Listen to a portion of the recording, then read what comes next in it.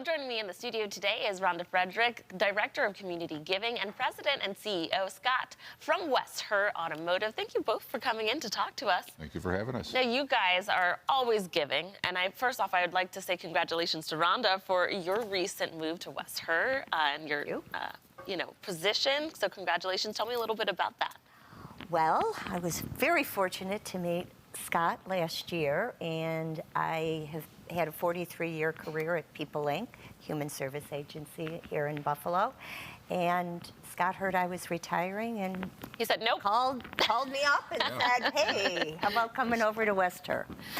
No. I said I better call quick because there's going to be a lot of other people calling. So, absolutely. So how did you find out about her? Why were you like, I gotta have her? I was fortunate enough to sit at her at a table where she received an award about maybe a month before this all happened, maybe two. And I knew her, but not like I got to know her that night, and I was very impressed with her as a person, and I really got to learn all she has done in the community and what a remarkable person she is and how much she's done for Western New York. And so I thought, what a incredible person to have join our team if she was willing to do it, and she was. So I'm really, we're elated. Our whole company's just, we're over the moon about this. Oh, amazing. Now, Rhonda, tell me a little bit about your background and how it kind of prepared you to step into this role. Well, I've had a native Buffalonian and spent a career working in human services. So understanding the Western New York, Rochester community and understanding the needs of people and what charities are looking for, and kind of just knowing we're a good place to invest in. Definitely. And Scott has been an incredible resource and investor in this community, and just helping to solidify that and know where he can do good. Tell me a little bit more about Herr Cares. I'm new to Buffalo, and I have seen this everywhere. So I know I've seen it, but for those who don't know what it is and what you guys are doing with it, explain. Well, we've been in Western New York for 73 years, and the support this community's given us over those amount of years is just phenomenal, just truly phenomenal. The loyalty we've accomplished through the people of Western New York every day continues to amaze me, so I feel we're obligated for all that support for all those years to return some of that support and put it back into the community, put the funds back into the community that our customers have been so loyal to us, and make a difference. And so we're on a mission every year to have Herr make a difference every year somewhere in the community. And so we've done a pretty good job of that, I think. But I think Rhonda's going to take us to another level. I mean, she's a very respected person in the area, and I think she can give us a lot of advice and what would be a good decision and how to help in areas maybe we haven't helped before. And so I look forward to her as representing us in a very remarkable way, the way she'll represent us, but also just her advice and her counsel on what we should do and where we should go with our funds, and just continue to try to make Western New York a better place. Definitely. And speaking of, you guys do giveaways, including giving away a car. Tell me a little bit about that. That's all Mr. Bueller. Yeah. Well, we've given away cars for different reasons. We're currently now trying to find people that need a van with a lift, and I think over the last couple of years we've probably given away a dozen vans to people that need a handicapped van with a lift, and that's something we're proud of. But it's just one of many things we're trying to do. We're trying to affect as many people in the community as we can, and she's just going to help us expand that. So at her retirement party last night, which she was nice enough to invite me to, they listed three names: Bono, Beyonce, and Cher. And they said Rhonda. And Rhonda is that well known in Western New York. You don't even have to say her last name. You don't even just just say Rhonda. Like Madonna. Yeah. No, about that. What is something you're excited to do and implement in your new role? Well, I think, Herr and Scott have been known for supporting great causes.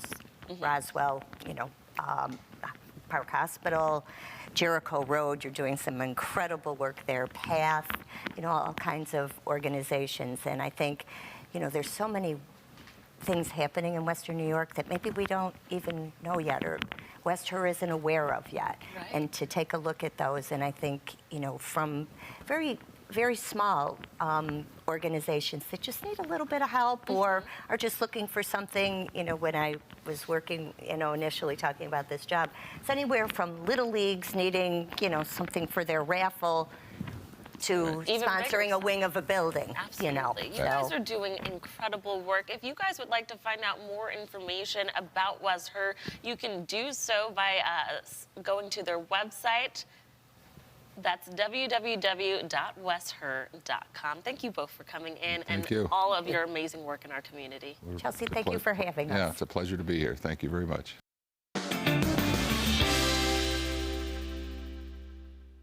Energy Park is being transformed from the Houston Livestock Show and Rodeo to the home of the Final Four. That switch started before Luke Bryan waved goodnight. Here's what it looks like inside now.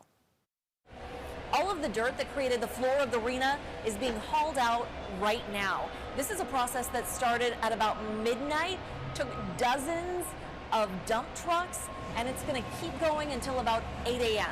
Why? Because we are talking about a lot of dirt, 580 dump truck loads. The floor needs to be wiped clean by the time the NCAA moves in to start setting up. And keep in mind, there are a bunch of other breakdowns happening all over the stadium. The steel and the cages set up for the rodeo have to come down. The action seats get removed too. Dressing rooms and locker rooms get cleaned out. There is so much to do, but the crew out here has practice after doing the quick change in 2016. We're cleaning this building head to toe. We're changing out air filters. We're painting walls. We're doing all of the things. Communication is a linchpin to all of this because there are so many different entities involved in actually transitioning something like NRG Stadium from rodeo into the Final Four. Those entities include paid HLSR staffers, but also dozens of volunteers with rodeo ops, facility services, recycling, and other rodeo committees, all on top of the NRG park crews. You know, it all takes planning and getting the schedules to mesh, because their desires and goals from the NCAA to move in and our desires and goals to have a good, safe, and productive move out. You know, sometimes they climb on top of each other because time is time, but you know, we all make it work. We haven't even talked about what's happening outside of the stadium. All of the carnival, everything inside NRG Center, that all has to be torn down to make room for the NCAA Men's Final Four.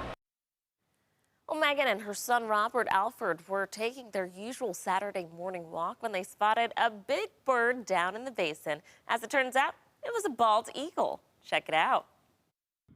Patricia Egan and her son Robert Alford were taking their usual Saturday morning walk down the Champlain Canal Trail when Patricia spotted a big bird down in the basin. We thought he was hunting or something, so we continued our walk, and on our way back, it was still there, and we knew that that was unusual. They realized he was injured and called North Country Wild Care and spoke to someone who told them to capture the eagle. We have no idea how to do that, so my mother sent out an SOS on People's Eagles Facebook page, hoping that Bob and Janet would respond. Bob and Janet are well known in the area for photographing the local wildlife and sharing it on social media, something they picked up doing to get outside at the start of the pandemic. We realized there was lots of eagles around and kind of just fell in love with them. So they were the perfect pair to answer the call. When I first went and picked up the eagle, I mean, it was such an intense moment.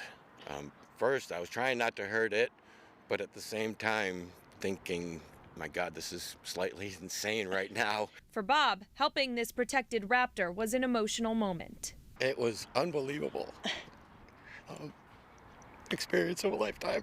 The bird went to a wildlife rehabilitator in Saratoga who gave him antibiotics and fluids. He then needed emergency transportation to Cornell Wildlife Health Center, so Robert and Patricia made the hours-long drive.